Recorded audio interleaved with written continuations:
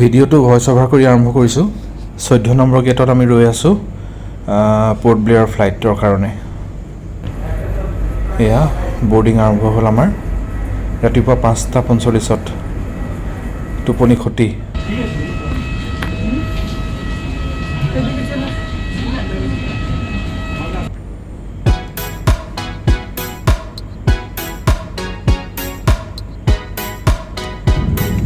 Spice jet এখন just lending কৰিছে। এয়া আমাৰ বিমান উৰা মাৰিলে পোৰ্ট ব্লেয়াৰলৈ।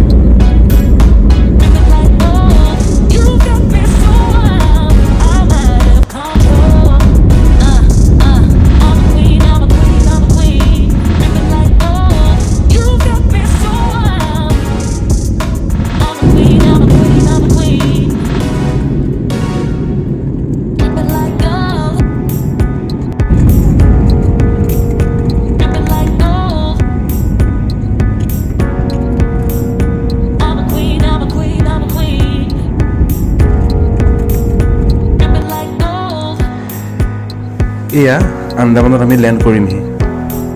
ফ্লাইটত উঠাৰ পৰা নমালৈকে সকলো মুভমেণ্ট কেপচাৰ কৰি ৰাখিলোঁ। উইণ্ড' ছিটটো পোৱাৰ কাৰণে ইজি হ'ল।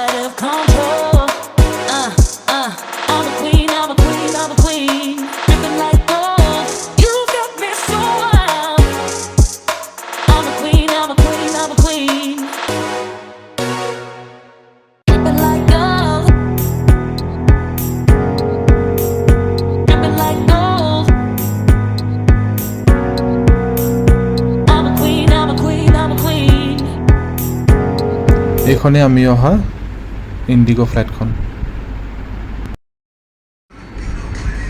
বেগটো পালোঁ। কানেক্টিং ফ্লাইট থকাৰ কাৰণে পোৰ্ট ব্লেয়াৰলৈকে আহিছিল। এয়াৰপৰ্টত ভেকচিনেশ্যনৰ মোহৰ লাগিল। এয়াই হৈছে পোৰ্ট ব্লেয়াৰৰ Veer Savarkar airport. Good morning everyone. Port Blair পালোহি। আজি 3 তাৰিখ। এতিয়া আছোঁ প্ৰথম এখন বিচত। আপোনালোকে চব কি ধুনীয়া।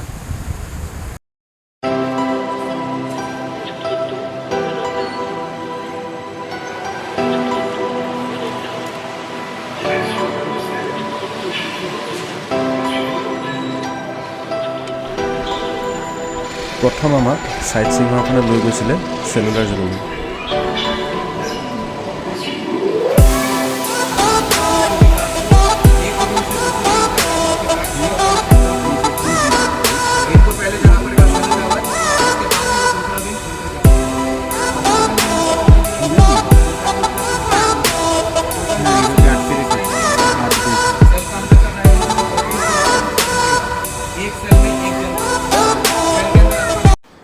চেলুলাৰ জেলত কি কি অত্যাচাৰ চলিছিল গাৰ্ডজনৰ মুখেৰে শুনোৱা হওক। नारियल का छिलका को छीलना पड़ता था, ऐसे लकड़ी के इंस्ट्रूमेंट से कूटना पड़ता था। कूट कर इसके रेसे को निकाल कर ये लोग रस्सी बनाते थे। नारियल का छिलका से आज भी रस्सी बनता है।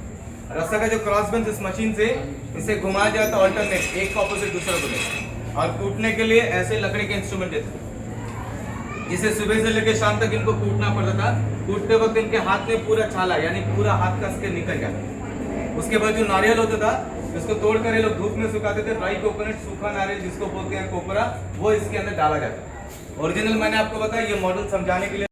जो भी काम का कोटा को अगर पूरा नहीं कर पाए या काम करने से इनकार करता है तो उनको नेक्स्ट पनिशमेंट होता है। इसे इंग्लिश में फ्लॉगिंग फ्रेम कहा जाता है, हिंदी में इसको बोलते हैं टिकटिकी। फ्रेम ओरिजिनल है उसी समय का। इसमें जो है first of all freedom fighters को टोटली नेकेड किया जाता था, यानी कि शरीर से पूरे कपड़े हटा दिए जाते थे। उसके बाद इनके हैंड्स, वेस्ट एंड लेग्स यानी कि हाथ, कमर और पांव तीनों चीज को लॉक करते थे। एक कपड़ा लेते थे, उसे एंटीसेप्टिक लोशन से भिगोया जाता था, जहाँ पे व्हाइट मार्किंग किया गया, यहाँ बांधते थे बटक्स में। और मारते वक्त कहा जाता है कि शरीर पे किसी जगह नहीं, टारगेट एक ही जगह का होता था कि मैक्सिमम पे इनका बटक्स में लगना चाहिए, जहाँ पे व्हाइट मार्किंग किया है। यहाँ बेत मारने का रीजन ये है कि यहाँ पे बेत मारा जाए, इंसान का डेथ नहीं होगा, पर उनको तकलीफ बहुत ज्यादा होती है। जैसे काम करने के दौरान थक कर कहीं बैठना चाहे, बैठ नहीं सकता था, बैक पोर्शन में घाव, रात को सो नहीं पाता था, इवन दो टॉयलेट भी नहीं जा सकता। जैसे टॉयलेट जाएगा, स्किन टच होकर दोबारा मार्क हो जाएगा। यहाँ का फ्लक्स बहुत सॉफ्ट होता है, यहाँ का घाव जल्दी सूखता नहीं। जिसको मारने वाला जो होता था वो इंडियन होता था। इस जेल में खाली फ्रीडम फाइटर नहीं, कुछ क्रिमिनल्स को भी लाया गया था, चोर, डकैत, खूनी लोग। इनमें जिनका टर्म्स अच्छा, उनको वाटर का पोस्ट स्ट्रिक्टली ऑर्डर की, जब एक बेत मारो, बेत निकालो तो स्किन समेत कपड़ा निकल के आ जाना चाहिए। अगर नहीं निकला तो सेम पनिशमेंट इसको। यानी कि इंडियंस ही इंडियंस को मारता था, थोड़ा सॉफ्टनेस ना बरते बोल के इतना strictly order. Normally freedom fighter 7 से 10 बेत खाने के दौरान अपना होश खो देता था। साथ में एक डॉक्टर होता था, पूरा मेडिकली चेकअप करके दोबारा होश में लेके आके 20 से लेकर 30 बेत यानी कि 20 to 30 टाइम्स एक ही जगह पे हिट किया जाता था। ये यहाँ का सबसे ज्यादा टफ पनिशमेंट था। इसका ओरिजिनल प्लेस बैक साइड में देखेंगे, व्हाइट कलर का स्टैचू आपको दिख रहा है। खुलेआम में रख के मारते हैं ताकि कुछ लोग सेल के अंदर से देख सके, कुछ लोगों को ला के खड़ा करते हैं। इसके बाद नेक्स्ट पनिशमेंट की तरफ चलेंगे। आगे आगे आप लोग एक हाफ सर्कल सर, आप आगे चले, थोड़ा आगे जाइए, उनको थोड़ा नीचे में आगे, थोड़ा आगे आइए आप। यहाँ पे देखेंगे पेंटिंग के द्वारा 3 जगह के फोटोग्राफ्स को दिखाया गया। पहला जो दिख रहा है आपको अंडमान का फर्स्ट जेल है, 1864 से लेकर 67 में बनाया गया। जगह का नाम वाइपर आइलैंड, फर्स्ट जेल। उसके बाद जहाँ पे आप लोग खड़े हैं cellular jail, third Ross island, तीनों अंडमान का हिस्टोरिकल प्लेस है। पहला जो ड्रेस आपको दिख रहा है इसको बोलते हैं पनिशमेंट ड्रेस, हिंदी में कहा जाता है टाट का वर्दी, पूरा बस्ती यानी गोरे का होता है, घोनी बैच। यहाँ पे एक फ्रीडम फाइटर को दूसरे के साथ बातचीत करना अलाउड नहीं है। अगर कोई भी एक दूसरे से बातचीत करता हुआ पाया जाए, उनको 14 डेज तक यानी कि 14 दिन तक ये ड्रेस को पहना के काम करेंगे। गर्मी बहुत ज्यादा, घमौरी, बदन में स्क्रैचेस यानी कि दिन भर काम करने के बावजूद रात भर इनका शरीर खुजलाता है। 3 तरह का बेड़ी रखा गया है, chain fitter, bar fitter and cross bar fitter. Starting में जिनको भी लाया जाएगा कंपलसरी पहनना पड़ता है। गले पे देखेंगे राउंड से रिंग, लकड़ी में नंबर्स लिखा जाता था जिसमें इनका एज, पीरियड सब कुछ मेंशन करते थे, एक तरह का आइडेंटिफिकेशन। किस केस में लाया गया, कब से लेकर कब तक इनको सजा दिया गया। जो फर्स्ट बैच का फ्रीडम फाइटर्स को लाया गया था उनका डेट था 10 मार्च 1858 में 200 क्रांतिकारियों को लाया गया। उस समय इनका जो जेलर था इंचार्ज, उनका नाम था जेम्स पैटरसन वॉलकर। उन्होंने क्या करा, इनका नंबर जो है प्रेक से यानी कि कील से इनके माथे पे खोद के लिखा, ताकि इनको हमेशा के लिए याद रहे कि ये लोग काला पानी का सजा काटा। बाद में जेलर जैसे चेंज हुआ, लोहे का टैग, एक लकड़ी का tag, half sleeve shirt, half निकर पहनने की। पहला जो है चेन फिटर थोड़ा इजी था क्योंकि सेंटर में चेन लगा हुआ है। चेन जो है फ्लेक्सिबल होते हैं, यानी काम करने के टाइम ये अपने नीज को बेंड करके घुटना को मोड़ कर बैठ सके क्योंकि चेन फोल्ड हो जाए। सेकंड पनिशमेंट इसको बोलते हैं बार फिटर, सेंटर में आयरन रॉड, हाथ से होल्ड नहीं करना पड़ता था, कमर से एक चेन लॉक करके रखते थे, यानी काम करने के टाइम ये अपने नीज को बेंड करके नहीं बैठ सकते क्योंकि रॉड बेंड नहीं होगा। सबसे डिफिकल्ट था क्रॉस बार फिटर, ना ही टांग को ज्वाइन कर सकता ना ही मोड़ सकता, टांग को फैलाकर रखना पड़ेगा, फैलाकर चलना पड़ेगा। ये इनके स्वभाव के ऊपर निर्भर था, जो नॉर्मल होगा उनको चेन फिटर, डेंजर होगा बार फिटर, सबसे ज्यादा डेंजर को क्रॉस बार फिटर। इसका पीरियड था 1 साल 6 महीना 15 दिन। यहाँ पे मैंने आप लोगों को पनिशमेंट्स के बारे में बताया, सभी लोगों को समझ में आए। यहाँ से सेल देखने के लिए चले इनको।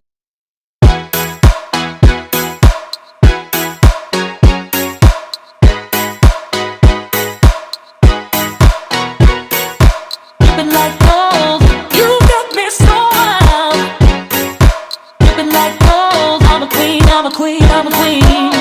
You got me so wild. You've been like gold.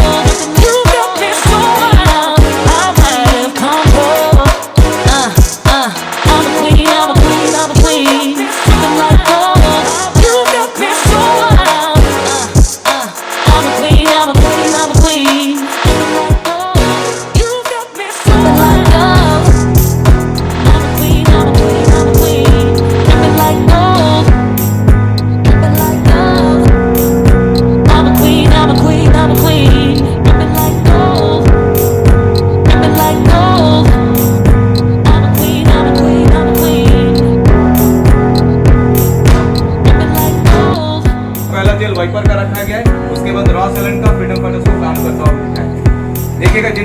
है जो लोग आप लोग नहीं जाने वाले लोग हैं वो लोग अपना टाइम को ध्यान में रखेंगे, क्योंकि बोट में जो है टाइमली पहुंचना पड़ता है वहाँ पे।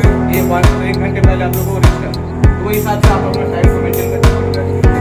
जिन लोगों को 2 अक्टूबर खाली 26 जनवरी भी बंद है, ओनली 2 अक्टूबर पूरा।